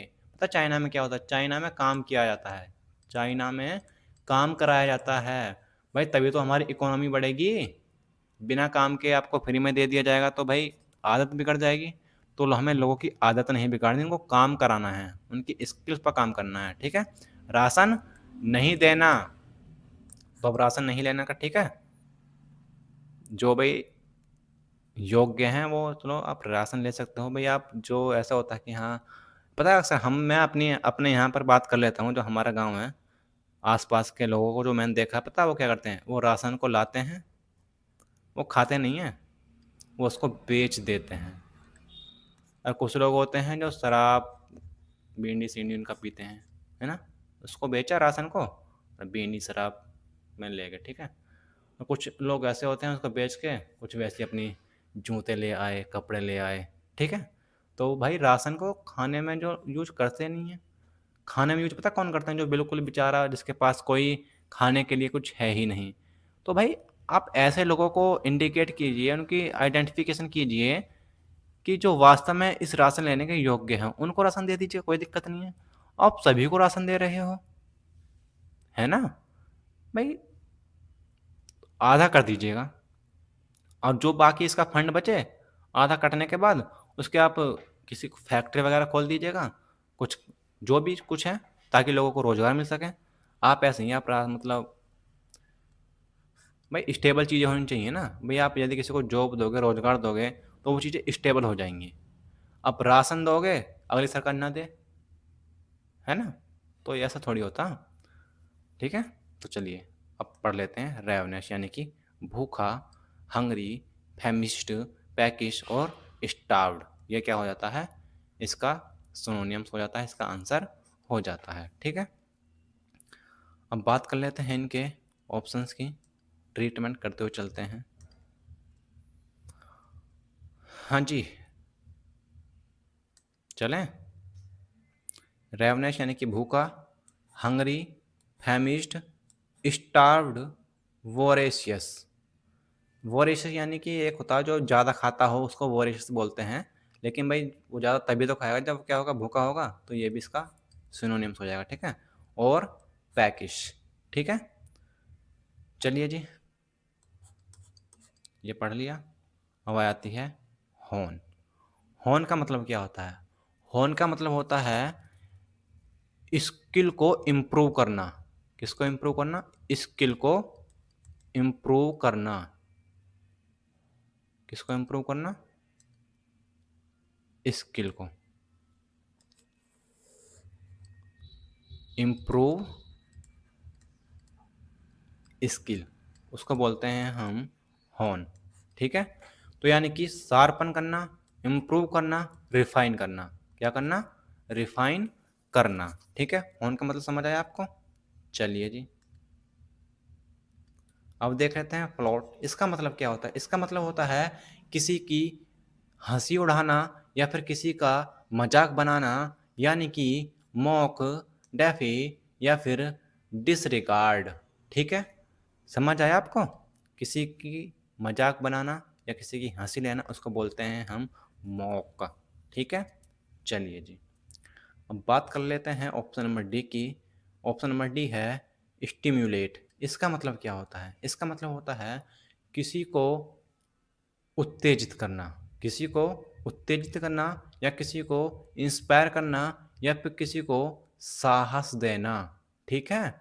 तो ये इसका क्या हो जाता है? हिंदी मीनिंग हो जाता है, यानी कि किसी को इनकरेज करना, किसी को इंस्पायर करना। वैसे प्रोवोक वैसे होता है भड़काना, किसी को प्रोवोक, क्या, किसी को भड़काना, लेकिन इस सेंस में भी ये इसका क्या हो जाएगा? सिनोनिम्स हो जाएगा, ठीक है। किसी को साहस देना, ठीक है, इंस्पायर करना या फिर प्रोवोक, इनकरेज। वैसे इसका जो मैन वो होता है प्रोवोक, यानी किसी को भड़काना होता है, ठीक है। चलिए जी, अब बात कर लेते हैं ऑप्शन नंबर, अच्छा डी हो गया। चलिए जी, तो क्वेश्चन नंबर अगला देखते हैं अब। क्वेश्चन नंबर 16, ये क्या है? क्वेश्चन नंबर 16 में क्या है जी? क्वेश्चन नंबर 16 में है ग्रैपलिंग। ग्रैपलिंग का मतलब क्या होता है? इसका मतलब होता है भाई संघर्ष करना या फिर लड़ना, यानी कि स्ट्रगल करना, या फिर कॉम्बैट। कॉम्बैट का मतलब भी क्या होता है? किसी से स्ट्रगल करना या फिर किसी से लड़ना। ठीक है, तो भाई हमारी जो जब जो युद्ध हुआ था 1962 में, चाइना और भारत का युद्ध हुआ था, इंडो चाइना वॉर जो हुआ था, उसमें क्या हुआ था? हमारे वीर बहादुर सैनिकों ने क्या किया था? वहाँ पर स्ट्रगल किया था, ग्रैपलिंग की थी। वो ग्रैपलिंग पता किस वजह से की थी? क्योंकि हमारे पास इतने वेपन्स नहीं थे। हमारी सरकार इतनी कमज़ोर थी, डेलिबरेट थी कि वो उनको वेपन्स भी प्रोवाइड नहीं करा सकें। हमारे सैनिकों ने, अच्छा आपने एक मूवी देखी होगी 72 आवर्स, उसमें पता क्या है? उसमें एक सिपाही थे जसवंत सिंह रावत, है ना? ऐसा कहा जाता है कि उन्होंने अकेले 300 सैनिकों से लड़ाई लड़ी थी, अकेले। 72 आवर्स मूवी है, आप उसको देखना। यदि आपके अंदर जोश ना आ जाए ना तो मुझे बताना, ठीक है? कौन सी मूवी है? 72 आवर्स। इस मूवी को देखना, तो उसमें दिखेगा कि हमारी भारतीय सेना ने कैसे चाइना के युद्ध में स्ट्रगल किया था। ठीक है, बहुत ही बहादुरी के साथ वो लड़े थे। पर हमारी जो सरकारें हैं, नीच सरकारें हैं, ये तो सिर्फ अपना ही जेब भरने में लगे हुए होते हैं। ये क्या देश के बारे में सोचें, क्या सैनिक के बारे में सोचें कि एक माँ पर क्या गुजरती है। ठीक है, तो हमारा सैनिकों ने क्या किया था चाइना इंडो चाइना युद्ध में? उन्हें ग्रैपलिंग की थी, स्ट्रगल किया था, लड़ाई लड़ी थी, कॉम्बैट किया था। ठीक है, तो इसका आंसर हो जाता है हमारा कॉम्बैट। ठीक है, चलें आगे की ओर। हाँ जी, चलें, ऑप्शंस को तोड़ें, ऑप्शन को फोड़ देते हैं, ऑप्शंस को फोड़ देते हैं। चलिए जी, तो इसका सिनोनिम्स ग्रैपलिंग, हमारा वर्ड था संघर्ष करना या फिर लड़ना, तो इसका सिनोनिम्स हो जाता है ये पी वाई क्यू। सिनोनिम्स में सारे सारे P Y Q previous year question में आए हैं पेपर में। स्ट्रगल करना, रेसलिंग करना, फाइटिंग करना, कॉम्बैट और टैकलिंग, ये क्या हो जाते हैं? इसके सिनोनिम्स हो जाते हैं। ठीक है, अब आता है option number A. Option number है ए है हमारा बेनिफिशियल। बेनिफिशियल का मतलब होता है लाभदायक, यानी कि जो चीज़ हमारे लिए क्या हो? लाभदायक हो, उसको बोलते हैं हम बेनिफिशियल, यानी कि हेल्पफुल, एडवांटेजियस और क्या? प्रॉफिटेबल। ये सब क्या क्या हो जाते हैं हमारे बेनिफिशियल के सिनोनिम्स हो जाते हैं। ठीक है जी, हाँ जी, तो मैं इसके आपको सिनोनिम्स बता दूं क्या? और बेनिफिशियल के सिनोनिम्स क्या क्या हैं? Helpful, advantageous, profitable. जैसे कि कोल्ड ड्रिंक पीना हमारे लिए क्या था? मैंने आपको बता दी, तो ऑब्नॉक्सियस था। लेकिन दूध पीना हमारे लिए क्या है? बेनिफिशियल है। फ्रूट्स खाना हमारे लिए क्या है? एडवांटेजियस है, प्रॉफिटेबल है। ठीक है, और आपको मैं इसके और सिनोनिम्स बोल देता हूँ, आप लिख लेना। एक सिनोनिम्स है इसका कंड्यूसिव, जो चीज़ हमारे लिए क्या हो? लाभदायक हो, हेल्पफुल, और एक है फेवरेबल, और है बेनिफिशियल, और क्या हो सकता है भाई? बताइएगा आप। एडवांटेजियस हो गया, और हो जाता है प्रोपिशियस, कन्वीनियंट, सैलुटरी। क्या होता है? सैलुटरी का मतलब ही क्या होता है? सैलुटरी का मतलब ही होता है हमारा लाभदायक। सैलुटरी का मतलब ही क्या होता है? हमारा लाभदायक। SALUTARY, ये क्या होता है? हमारा लाभदायक। पता है, इसने सारे बोल दिए, इसमें आता नहीं, इसलिए मैंने आपको बोल दिया था। ठीक है, चलिए जी, अब ऑप्शन नंबर बी देख लेते हैं। ऑप्शन नंबर बी आपको मैंने पहले ही बता दिया, मौके यानी किसी का मजाक उड़ाना। जीर एट समवन, किसी पर हंसना। जीर एट समवन, जीर के साथ जो प्रीपोजिशन आएगी वो आएगी एट, किसी पर हंसना। टोंट मारना किसी को, यानी कि किसी का मजाक उड़ा रहे हो। समझ आया आपको? ठीक है, चलें। हाँ जी, 1 मिनट रुकिएगा, पानी पी लूँ।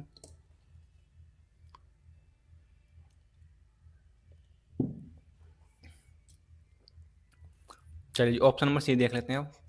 ऑप्शन नंबर सी क्या है? ऑप्शन नंबर सी है नाइव। इसका मतलब क्या होता है? इसका मतलब होता है जो बंदा भोला भाला हो। कैसा हो? भोला भाला हो, सिंपल हो, सरल हो, उसको बोलते हैं हम नाइव। यानी कि इनोसेंट, सिंपल और ये क्या है भाई? अनसोफ्स्टिकेटेड। अनसोफ्स्टिकेटेड, ठीक है, जो लोग भोले भाले होते हैं, ठीक है। इसके और सिनोनिम्स की हम बात करें तो वो हो जाते हैं क्रेडुलस, CREDULOUS, क्रेडुलस, यानी कि जो बंदा भोला भाला होता है, सरल होता है, वो हो जाता है क्या? क्रेडुलस। और मैं बात करूं क्या हो जाता है इसका और एक और सिनोनिम्स, वो हो जाता है इंजेनस, INGENUOUS। ये भी क्या हो जाता है? भोला भाला हो जाता है। और बात करूं आर्टलेस, ARTLESS, आर्टलेस भी क्या होता है? भोला भाला होता है। और बात करूं गलीबल, GULLIBLE, ये भी क्या होता है? भोला भाला होता है, ठीक है। और चाइल्ड लाइक, जो बच्चों की तरह होता है, चाइल्ड लाइक, LI। अच्छा यार, यहाँ से मिटाऊँ इसे, 1 मिनट, 1 मिनट बस, यहाँ देख लेते हैं इसको ना, यहाँ पर लिख लेते हैं, ठीक है। चाइल्ड, CHILDLIKE, ठीक है। ये क्या हो जाते हैं? ये सब इसके क्या हो जाते हैं? सिनोनिम्स हो जाते हैं। Gullible, ingenuous, artless, credulous, childlike, simple, innocent, unsophisticated, ठीक है। ये क्या हो जाते हैं? ये इसके सिनोनिम्स हो जाते हैं। जो बंदा कैसा होता है? सरल होता है, भोला भाला होता है, ठीक है, जो जिसका कोई भी पागल बना सकता है, ठीक है। इस प्रकार से हम कर सकते हैं, ठीक है। अब आता है कॉम्बैट। इसका आंसर हो जाता है स्ट्रगल करना, फाइट करना, कॉन्टेस्ट करना, ठीक है। कॉन्टेस्ट में आप किसी से लड़ते हैं, जैसे आप ड्रीम 11 में लगाते हो, पैसा लगाते हो। मैंने बहुत लगाया था पर मैं नहीं खेलता भाई, बहुत बर्बाद कर देता मेरे को। मैंने हर काम कर रखे हैं भाई, ठीक है। तो किसी से कॉन्टेस्ट यानी कि किसी से लड़ना, ठीक है।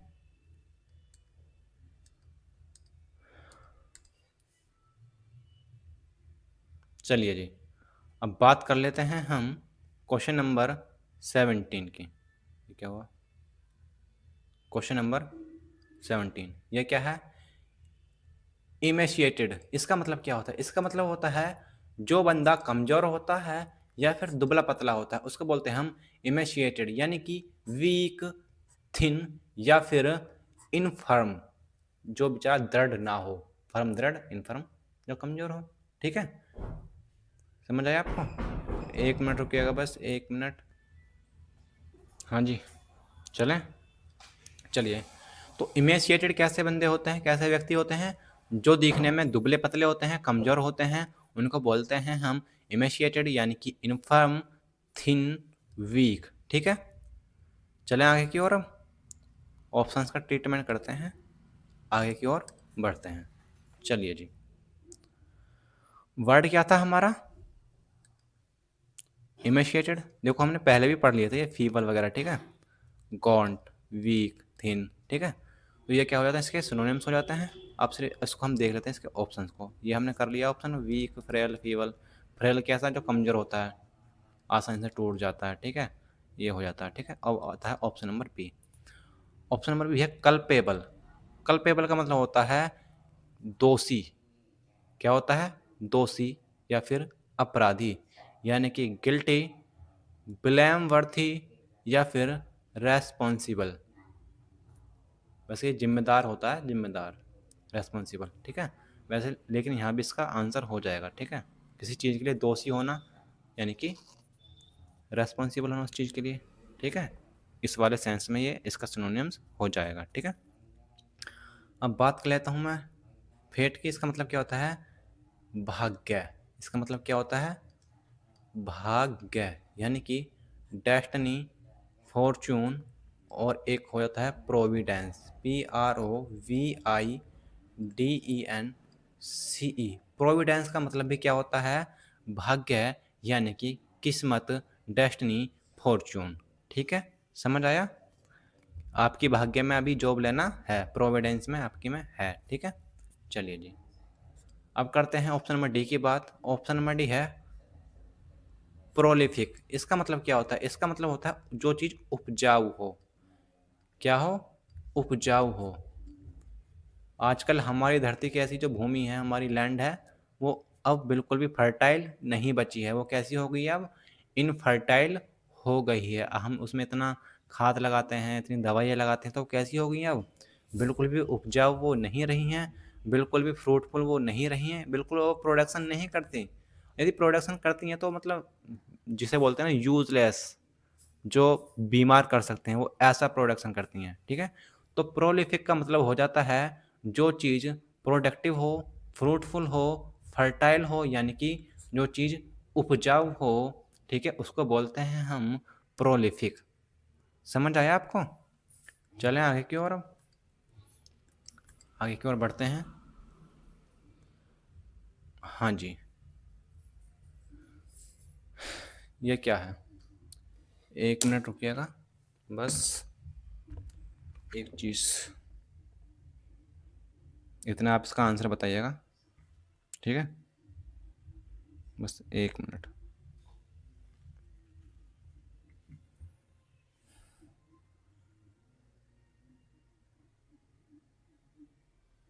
हाँ जी,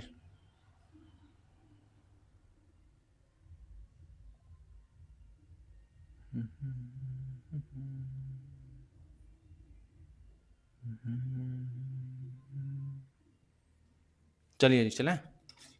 क्वेश्चन नंबर 18, ये क्या है? वर्ड है हमारा प्यूसिलैनिमस। प्यूसिलैनिमस क्या होता है? प्यूसिलैनिमस होता है जो व्यक्ति डरपोक होता है, कायर होता है, कावर्ड होता है, लिली लिवर्ड होता है, टिमिड होता है, और क्या बताइए जी? टिमियरस होता है, उसको बोलते हैं हम प्यूसिलैनिमस। ठीक है, समझ आया? जो डरपोक होता है। समझ आया? ऐसे कोई लोग हैं जो डरपोक हो, कावर्डली हो, लिली लिवर्ड हो, ठीक है, टिमिड हो, तो इसका ऑप्शन हो जाता है हमारा क्रेवन। क्रेवन का मतलब भी क्या होता है? जो बंदा डरपोक होता है, चीज़ों से डरता हो, ऐसे लोगों को बोलते हैं हम क्रेवन। जो युद्ध के मैदान में जाने से डरता हो, उसको बोलते हैं हम क्रेवन। क्या हमारी इंडियन आर्मी पे कोई शक है किसी को? क्या कोई कह सकता है? नहीं, किसी में इतनी हिम्मत नहीं है जो कह सके कि हाँ क्रेवन है। यदि आपको ऐसा लगता है ना कि हमारी सेना क्रेवन है, आर्मी क्रेवन है, तो एक बार आना कभी युद्ध के मैदान में, दिखाएंगे कि हाँ कौन क्रेवन है। ठीक है, आपको आपके घर तक मारेगी, घर में घुस के मारेगी। ठीक है, तो हमारी जो आर्मी है वो बिल्कुल भी क्रेवन नहीं है। ठीक है, वो ब्रेव है, बहादुर है। ठीक है, चलिए जी, अब इसके ऑप्शंस की बात कर लेते हैं हम। करें ऑप्शंस की बात? चलो ऑप्शन तोड़ देते हैं इसके। इसके सिनोनिम्स हमने आपको पहले बता दिया ऊपर, cowardly, craven, timid, timorous, lily livered, जो डरपोक हो, कायर हो। ठीक है, फियरफुल, वीक स्पिरिट। ठीक है, कायर। अब आता है इसके ऑप्शंस। मर्की। मर्की क्या होता है? मर्की का मतलब होता है जो डार्क हो। क्या हो? डार्क, जो उदासी से भरा हुआ हो, ग्लोमी, ऑब्सक्योर, अंधकार में। मर्की का मतलब समझ आया आपको? जो डार्क हो, जिसका भविष्य कैसा हो, डार्क हो, उसको बोलते हैं हम क्या? मर्की। मर्की मतलब डार्क, ग्लोमी, ऑब्सक्योर, जो चीज़ें क्लियर ना हो, जो चीज़ें क्लियर ना हो, उसको बोलते हैं हम मर्की, यानी कि डार्क, ग्लोमी, ऑब्सक्योर। ठीक है, समझ आया आपको? चलिए जी, अब देख लेते हैं option number C. Option number C है ट्रांसमिट। ट्रांसमिट का मतलब होता है किसी चीज़ को भेजना, ट्रांसफ़र करना, उसको बोलते हैं हम ट्रांसमिट। आपने देखा होगा कि जो आईटी सेक्टर होता है ना, आईटी सेक्टर में क्या होता, किसी चीज़ को भेजना, उसको बोलते हैं हम ट्रांसमिट, किसी को प्रेषित करना। जैसे मोबाइल से हमारी जो चीज़ें होती हैं, मैसेज जाता है, वो क्या होता है, ट्रांसमिट होता है। ठीक है, तो ट्रांसमिट का मतलब समझ आया आपको, किसी चीज को भेजना मैसेज से या फोन से।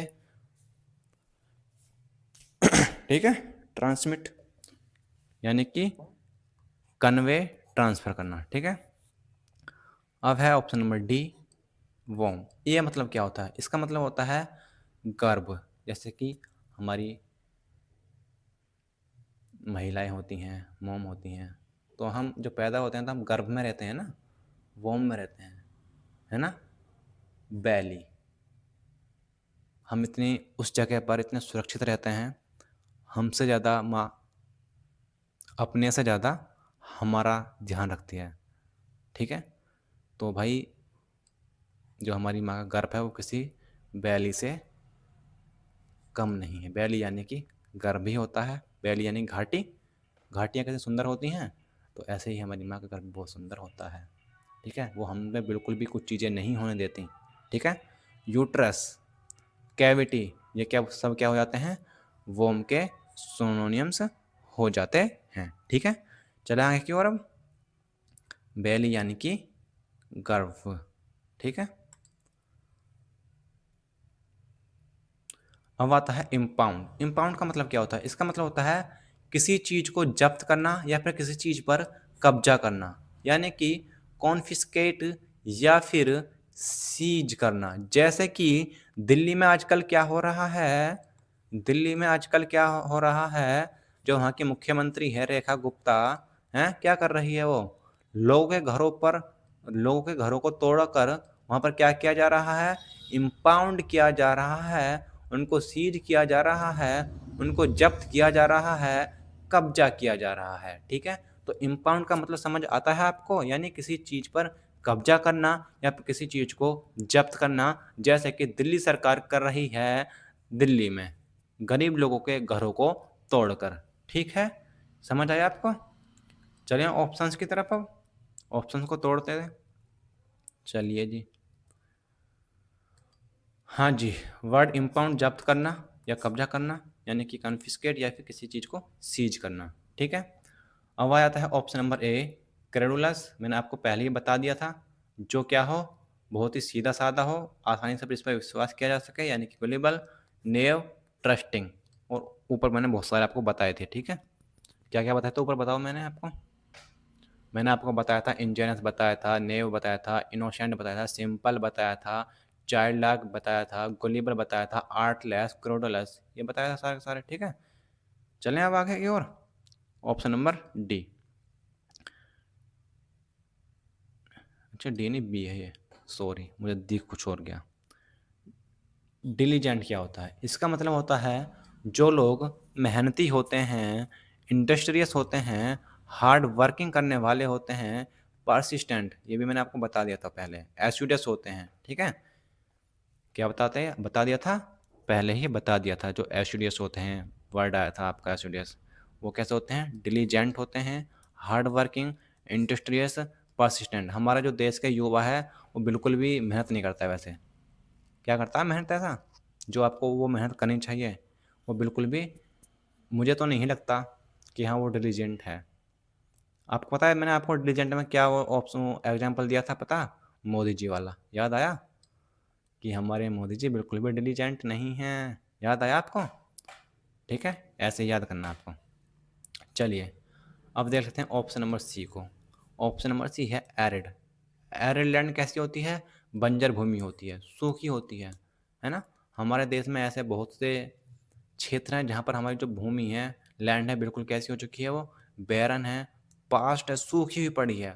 पास्ट यानी कि सूखी हुई, ड्राई, बिल्कुल सूखी हुई, है ना। तो एरिड लैंड कैसी, ड्राई, बैरन या फिर पास्ट।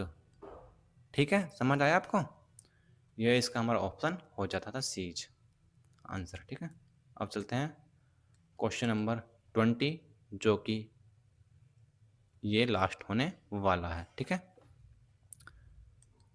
इम्योर। इम्योर का मतलब क्या होता है, इम्योर का मतलब होता है किसी को कैद में रखना या फिर किसी को बंद रखना, जेल में रखना। ठीक है, समझ आया, हाँ जी। तो इसका आंसर हो जाएगा कन्फाइन। क्या हो जाएगा? कन्फाइन, किसी को कैद में रखना या फिर जेल में रखना। ठीक है,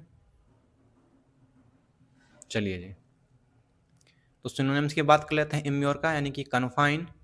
ये क्या हुआ भाई? ये क्या हुआ?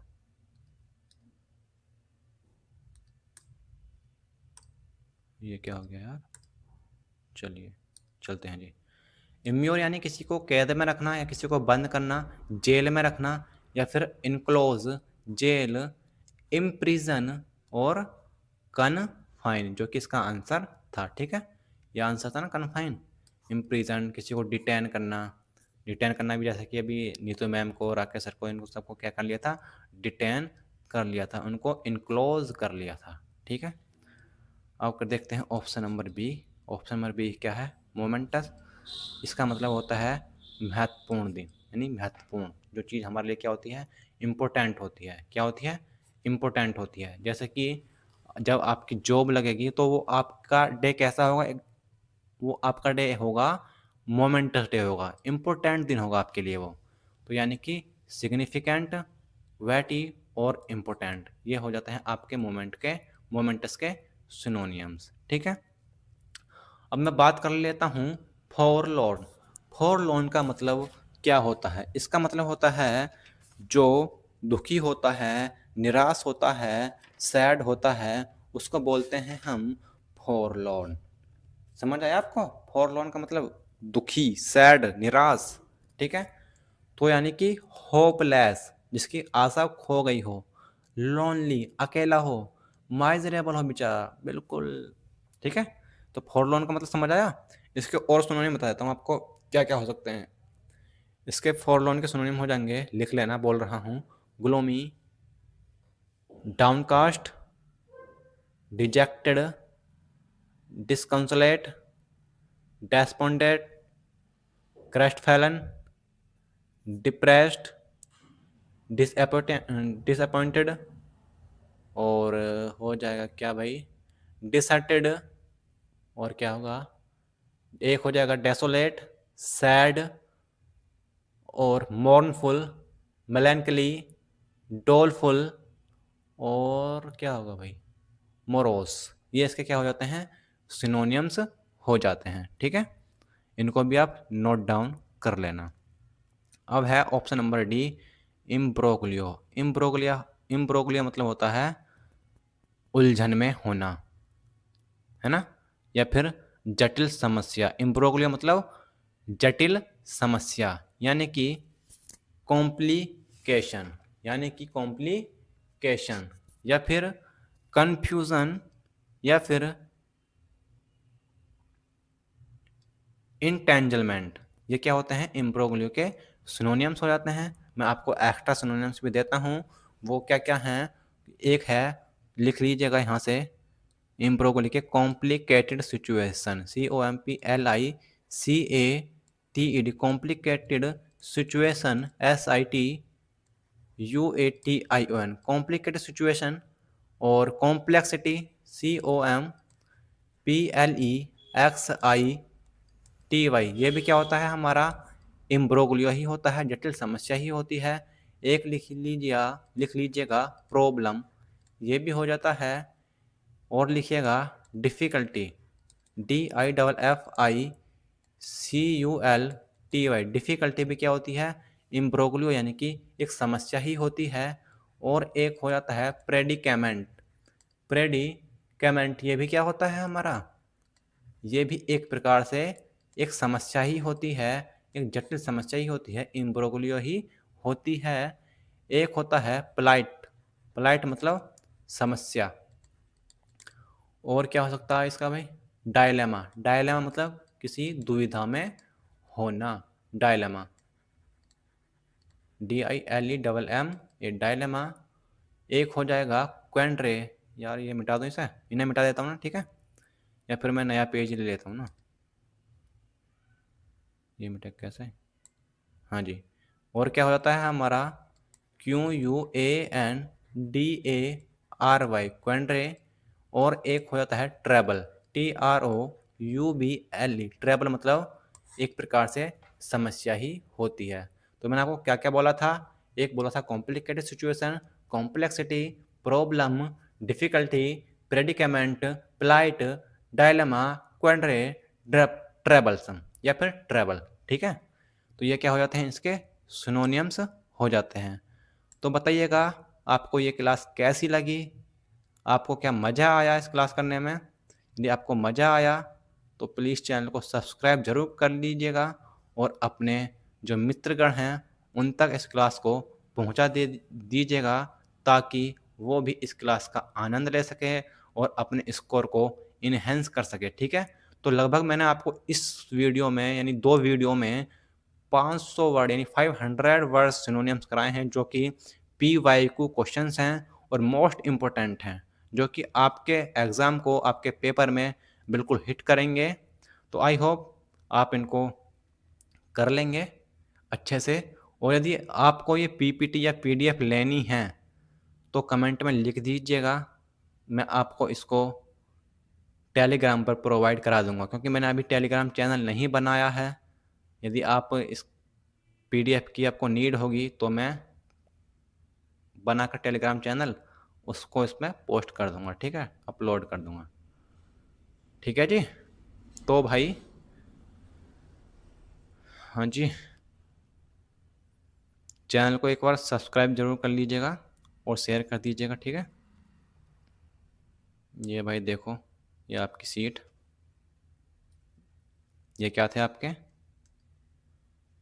Top 500 synonyms. अब क्लास में ही होंगे याद, क्लास में याद हुए। एक बार 15-20 मिनट आप सुबह शाम देख लीजिएगा, बस आपको ये रट्टा नहीं मारना, बस ऐसे ही पढ़ना। ठीक है, तो आपके हमेशा के लिए हो जाएंगे। और मैं आपको बता दूं, यदि आप चाहते हो ना कि इसका एक मॉक टेस्ट के रूप में लाया जाए, तो मैं आपको 25 क्वेश्चंस डेली इसके मॉक टेस्ट ला दूंगा, इसी वाले जो मेरी PDF है इसी सीरीज के, आपको प्रैक्टिस हो जाएगी। ठीक है आपकी। तो यदि आप ऐसा चाहते हो तो आप कमेंट में लिख दीजिएगा, मैं इसको ले आऊँगा। ठीक है, तो चलिए मिलते हैं आपसे नेक्स्ट क्लास में। तब तक के लिए जय हिंद, जय भारत और जय माँ सरस्वती। ठीक है, चलिए जी।